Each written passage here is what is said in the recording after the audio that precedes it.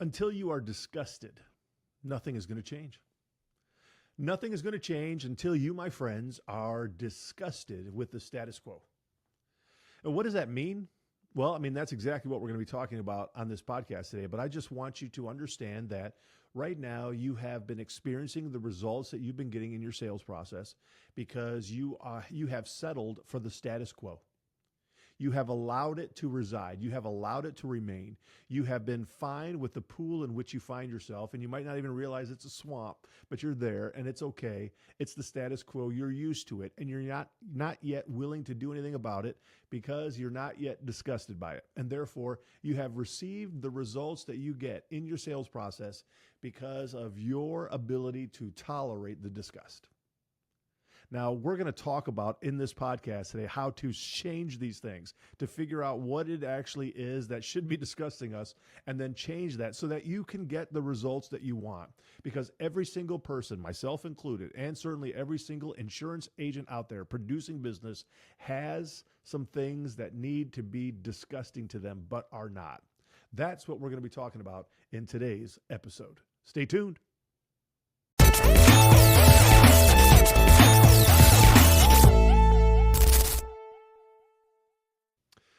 All right, everybody. Well, once again, welcome to the Millionaire Insurance Producer Podcast. My name is Charles Specht, and I am grateful that you are here. And I just want to ask you, are you disgusted? Are you disgusted? You know what? I use this word for a reason because it should spark some kind of thought in your mind like, that's kind of a harsh word, Charles. Why would you use that? Well, because it caused you to think, that's a harsh word. Why is he saying that? That's why. But I just want you to understand and to realize that you have to decide whether or not you are okay with the status quo. Because I want you to understand that success comes after you become disgusted with yourself.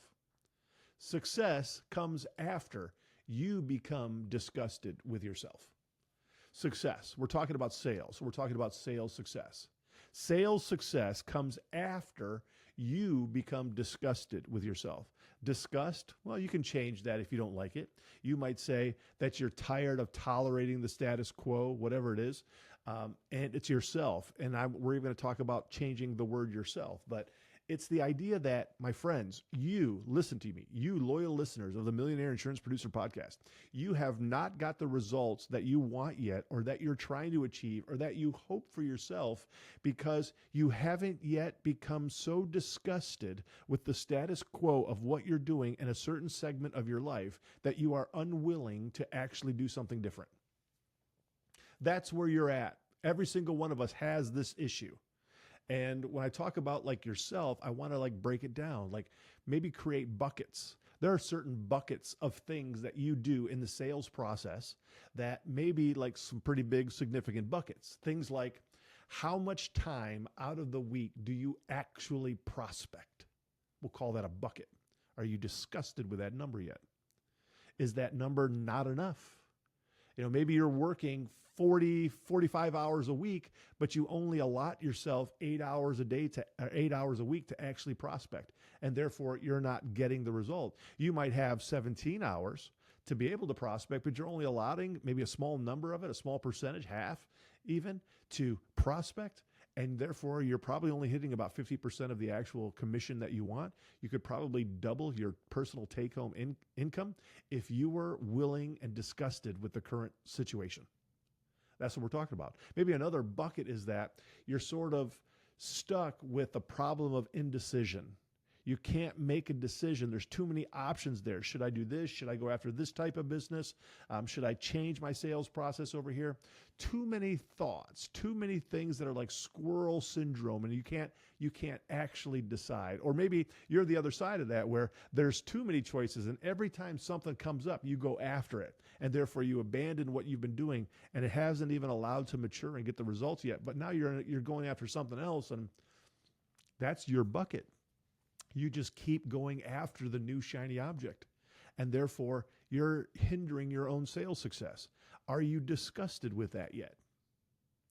Maybe you have just been settling for a long time to write small business. You define small. It's not me. You define small. Maybe you've been writing small accounts for so long and you're upset with your book of business. You're upset that you're not making the amount of money that you want. Like, are you going to continue to sit in that festering, nasty mire of a bucket, or are you going to do something different? Will you change what needs to be changed, my friends, in order to get the result that you want? There are so many different buckets like this, and the buckets are different for each of us. Some of you might not have a problem with the bucket of like not having enough time to prospect. I would say, unless you have a very large book of business and you're also an agency leader and you have lots of things to do from operations and so forth, you probably don't struggle with not having enough time to prospect. One of the things that nearly every single one of us struggles with is that we don't utilize our time wisely. You know, if you work 40 hours a week, how much time do you have that you typically spend in a normal week servicing current clients, dealing with everything from an operations standpoint, working with sales reps from carriers and talking to them and rating, dealing with claims, all of that. Everything that could be quote unquote service related versus how much time in a 40-hour work week do you have specifically set aside to prospect for new business? There should only be those two options. I'm either doing everything that just has to do with operations, servicing my clients and so forth versus prospecting. Now, the sad part is that we have a lot of time, and frankly, most of that time goes unused or underutilized. So let's say, for example, you have a 40-hour work week, but you know what? Your book of business is decent. It's not that big. Let's just call it, say, 300, 500,000, something like that, a decent-sized book. And maybe you still have about 25 hours that you really could prospect. 25 hours in a normal week, you probably could prospect. Are you really prospecting 25 hours though? I would suspect probably not. In fact, you might not even be doing 50% of that in prospecting. But let's even just assume you were doing 50%. So you're doing about 12 and a half hours of actual prospecting, which is great. Like 12 and a half hours of prospecting in a week, I would think probably puts you in the top 10% of insurance agents out there in the United States of America. However, it's still only about a half of what you'd have available. And that is a bucket in which you're sitting in, and nothing's going to change in that bucket until you become disgusted enough to do something about it. That's kind of what I'm trying to get across to you today is that, my friends, nothing is going to change in the results that you're getting unless you're disgusted enough with what you're doing right now. It's just not going to change. Here's another area which I spend a lot of time on. It's part of my brand, and it's the entire aspect of going after broker record letters. It requires a significant shift in your mindset to get away from the quoting process with non-clients, people who haven't trusted you enough yet, and you're just throwing quotes against the wall to see what sticks. That mindset of quoting now completely shifting to, we either get the signed broker record letter or we don't do anything. We don't work on the account going forward. That's a shift. That's where I try to spend my time getting insurance producers like yourselves, like you, loyal listener. I try to get you focused on that so that you can have that shift and get the type of results that you want. Now, how many of us, however, are gutsy enough to actually do that?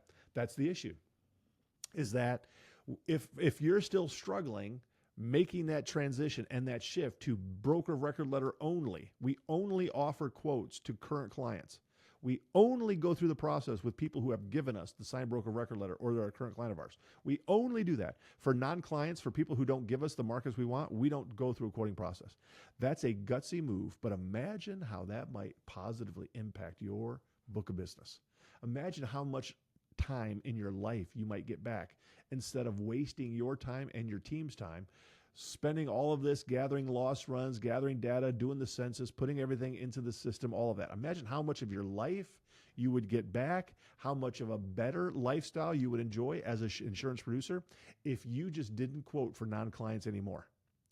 You would win more broker record letters. You would have a whole lot more time left over, and you could even use a portion of that time to prospect. Just keep setting appointments with people. You can find a lot of low-hanging fruit there, people who just aren't happy, get signed broker record letters. I mean, it's amazing like what could happen. But until you become disgusted with your own process, you're probably not going to do it. Until you become disgusted enough with the results of that particular bucket, you're probably going to be unwilling to make a change. Each of these buckets has a certain level that you are likely willing to tolerate until you do something about it. What I want you to do, my friends, is just take a couple of minutes and start to brainstorm the bucket. Take a couple of minutes to create these buckets. Put them down on a piece of paper. Here's my first bucket. I'm just not doing much prospecting. Okay, let's just call that a bucket. Tell me, how much time are you actually prospecting in a week, on a typical week? You come up with a number. Notice, I did not say what number do you wish you prospected. I mean, how much do you actually prospect? And I said prospect, not thinking about prospecting. I said prospecting, not getting ready to prospect. I said prospecting, not doing research on the internet on your prospects. I said prospecting, reaching out to prospects, direct prospects, not everything else. How much time did you spend prospecting? Create that bucket. Put a number, assign a number. How many hours in that bucket? And now look at that bucket. Let it stare you in the face.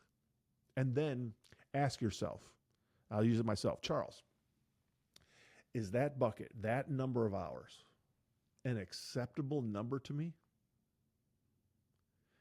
Ask yourself. If it is an acceptable number to you, that's okay. Who am I to say that that number's not right? That's your number. I just want you to be okay with it. If you're not okay with it, then let's change it. I'll just use the example. Let's say that number was like 5 hours a week. I might look at that bucket and say, that is laziness. That's 5 because I'm lazy. That's 5 because I'm just unwilling right now to kind of like do it. I haven't been doing it. I know I should. I haven't. Well, then hopefully it becomes disgusting enough to me that I make a change. It is disgusting enough so that I change it.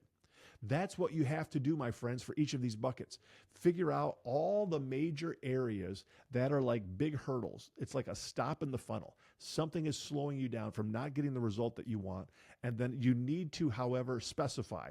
You need to create the specifics of it, name it, give it a title, describe it somehow so that you know exactly what you're dealing with. And then you have to ask yourself, what level of disgust am I willing to accept on this before I do something about it? And that is an issue that every single one of us has to deal with. I mean, literally, every single one of us has to deal with it. And the problem about why so very often we as insurance producers allow it to fester is because we have not focused on it. We haven't dealt with it. It's not top of mind, and we're okay with it. It hasn't yet become disgusting enough because nobody has really showed it to us before. That's why, my friends, you need to actually do this exercise.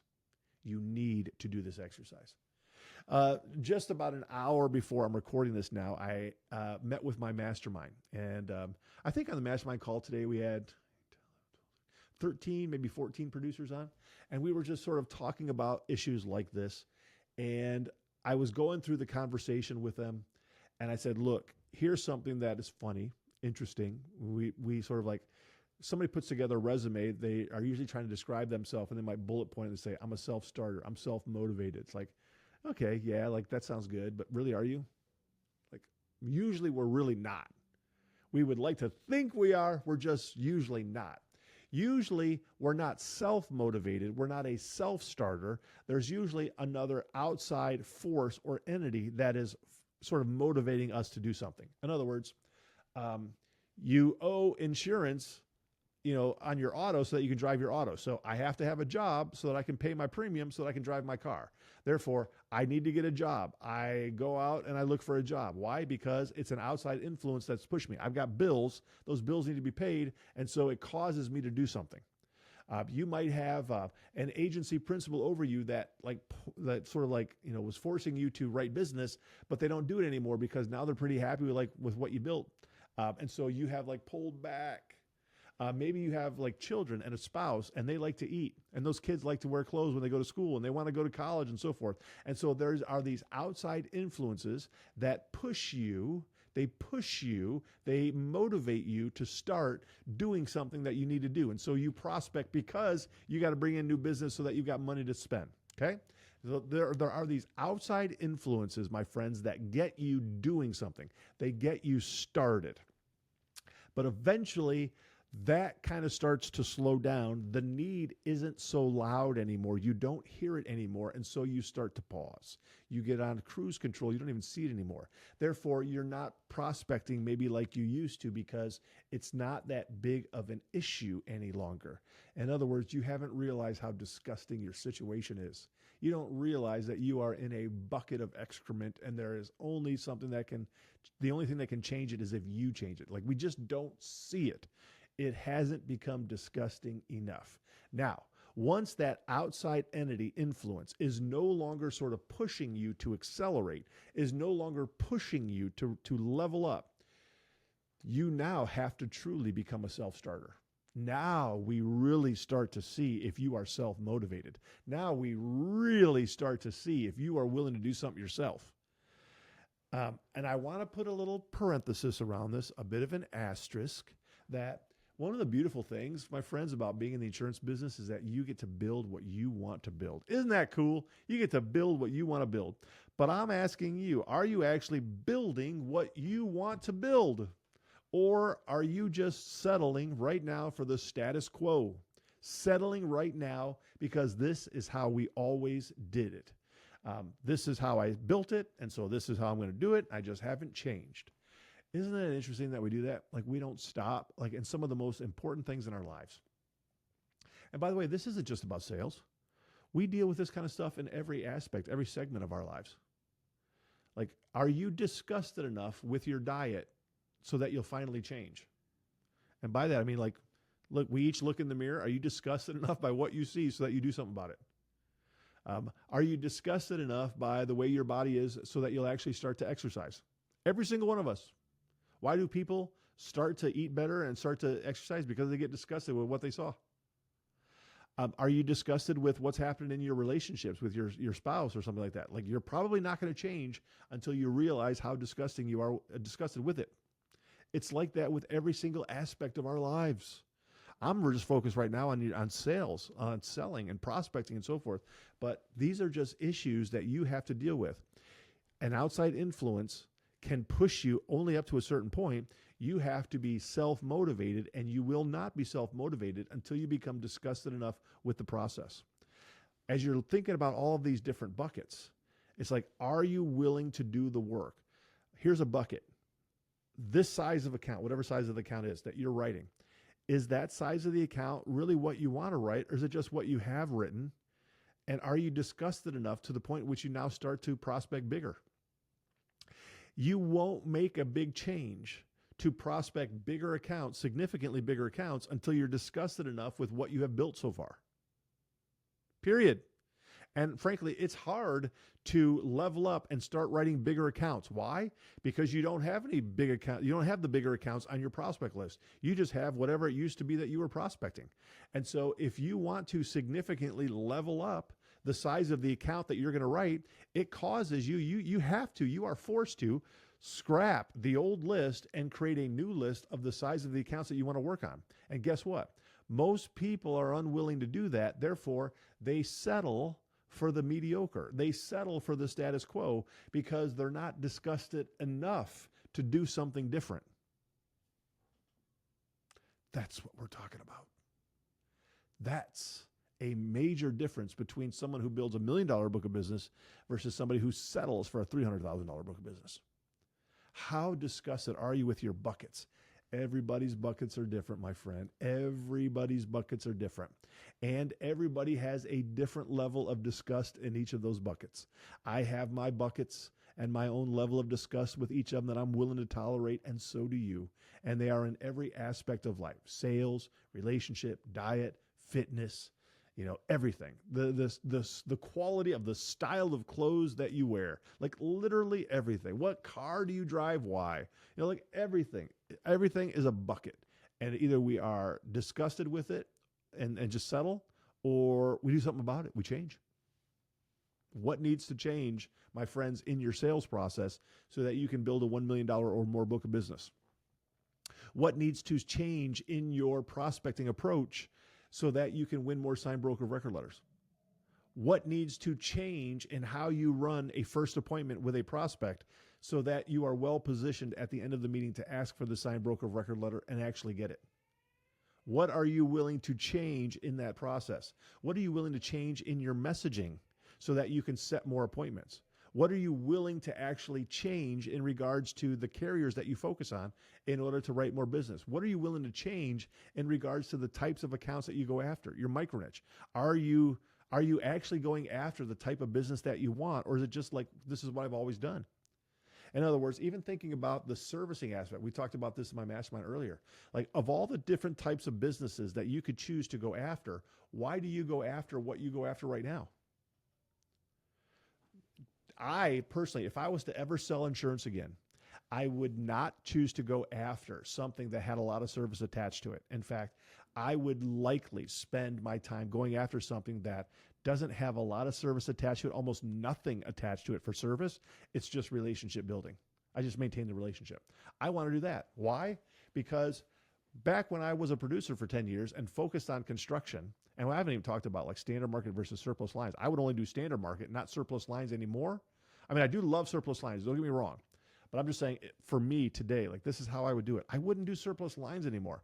I did contractors where I typically had to go to surplus lines because I was doing residential multi-unit. I had surplus lines for general liability, likely for excess, maybe even 2 different carriers. Then I had a different carrier to do the property, the inland marine, maybe even like the same carrier that does the auto, but sometimes a different carrier that has to do an auto, a different carrier on the workers' compensation. It's likely I was dealing with 4 or 5 different carriers. And so I had to gather loss runs on 4 or 5 different carriers for each year.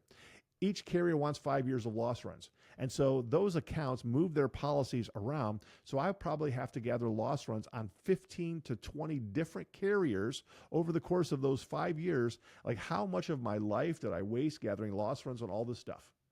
And it wasn't any fun. But guess what? I tolerated it. I sat in the mire of my own disgust, and I just continued to do it. Now, I feel like I had some pretty good results, but looking back on it, I wish somebody would have given me some different direction, a different sort of idea on how to do this. And, I mentioned this on the mastermind today as well. It's like, now, why did I do that type of business at that agency? Why was I going after contractors and so forth, and typically even residential? Why? I'll tell you why. Because all the other producers at the agency were also doing the same thing. And so when they taught me, trained me, spoke to me, and so forth, I just followed what they were doing because that's what they did. I assumed this is how you do insurance. I just didn't know enough. Well, with the course of experience and time and maturity, you're learning. So now you have to ask yourself, is it time to change? I said this on our mastermind. I actually had an agency training I did yesterday as well. We kind of went around the room, and I was asking like different agents, what do you focus on? What's your micro niche? Why?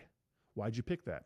Why are you prospecting the way that you prospect? Is it because your prospect responds in that way, or is it because you like that way?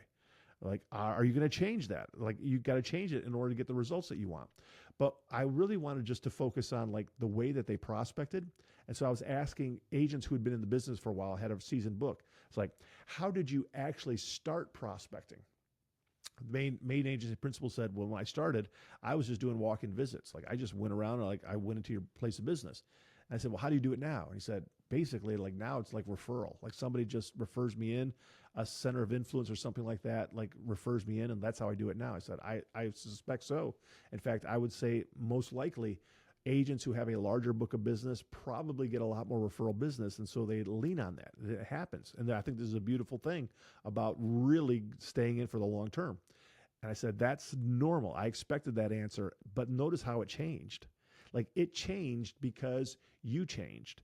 You don't do that anymore because you changed. And then I also asked a different question to everybody. I said, like, when you first started out in the business, what did you go after? And they said, well, I might have gone after everything, but now I'm like really kind of specific in a micro niche. Or I did, landscapers, but now I do something completely different. And I said, it's interesting how that works, is that we all sort of like have this transition in our books over the course of time, where maybe you started out writing a lot of small contractors, but now you're doing something in the furniture space, and then maybe like you make a transition later on in life where now you're only doing professional liability for hospitals. Like you make a transition. And so a lot of producers with a larger book of business don't have the accounts that they wrote when they first got in the business. Maybe they just like got rid of them. They handed them off to another producer. They handed them off to a small business unit. Like, why? Because eventually you got to a point where you were disgusted with what you had and you made a change. That's it. You have to decide what needs to change, my friend. And I'm using the word disgust for a reason, because I think it sticks out, it stands out, and I think you get it. You can change the name if you want. You don't have to use the word disgust. That's okay. But I think you understand what I'm saying. It's, are you willing to settle for this status quo? Or are you willing to do something different about it? Because you can't grow if you just stay the same. You have to change in order to get better. You have to change in order to accelerate. You have to change in order to build your book. Period. It doesn't just happen. You have to take a step back, create your buckets, define each of the buckets. That's the problem that's causing you to not get the success that you want, and then really start to double down and dial in on what needs to be changed in order to get the results that you want. Once you do that, my friends, you're going to be well on your way to building $1 million or more book of business. Now, let me just take a moment to transition, because you might need to go to producer school. And if you need to go for some training, I would tell you, why not try the Permission Producer School? Because it's my Permission Producer School. I am going to have my next cohort from October 6th to October 10th. That's the second main week in October, starting October 6th through the 10th of 2025. It's going to be about 2.5 hours per day, maybe up to 3 hours per day. For 5 specific days, where we are going to work through the entire sales process. Do this, here's an example of your script, here's the type of an account to go after, like here's how to uncover the problems, here's how to ask for the broker record letter, like everything from start to finish on choosing what type of micro niche you need to go after, to actually binding coverage, to closing even after renegotiation with the underwriters. Everything from start to finish, that's what the Permission Producer School is about. I don't talk about policy language so much. I'm not talking about like how to understand plan coverages. It's for property and casualty agents. It's for employee health benefits agents. I even have some that do personal lines, because what we're talking about is the sales process. What we're talking about is prospecting. Why are we doing what we're doing? How do we word it better? How do we set more appointments? How do we get access to the markets? How do we like get the other agent fired? How do we get hired? All that kind of stuff. That's what the Permission Producer School is about. I want you to go to permissionproducerschool.com and check it out. Get registered. It's going to be about $697 to actually go through the course, to get the access to the curriculum, the workbook, the materials, and so forth. $697, plus there's going to be a second option if you want to get some one-on-one coaching time with me as well. So to go through the Permission Producer School, $697. There's another option if you want a few hours of one-on-one coaching with me afterwards, as you start to work through the process so that you get everything fine-tuned for yourself. I want you to no longer be wondering what to do. I want you to know how to do it. And I want you to have the confidence to be able to go through it. My friends, if you have an agency, I want you to send your producers through.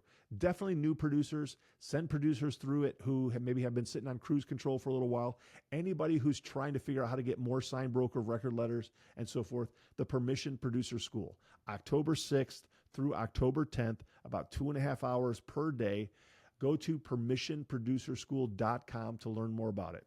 Permissionproducerschool.com. My name is Charles Specht. I am the president and CEO of Permission Network, where I teach and train insurance agents just like you how to build a $1 million or more book of business through signed broker of record letters. This is the Millionaire Insurance Producer Podcast.